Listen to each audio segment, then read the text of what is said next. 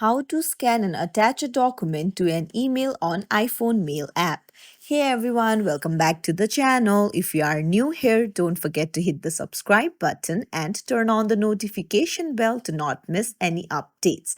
So it's really simple to scan and attach a document from your Mail app. Let's dive right in.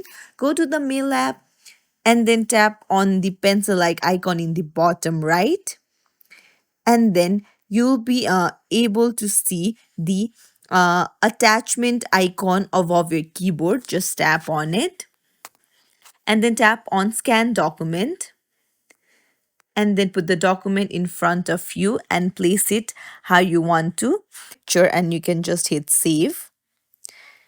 And then once you have saved it, it will be attached as PDF in your mail itself. You just need to put in the subject and the mail and then hit send. It's as simple as that. If you found this tutorial helpful, don't forget to like and subscribe to our channel. Thank you for watching.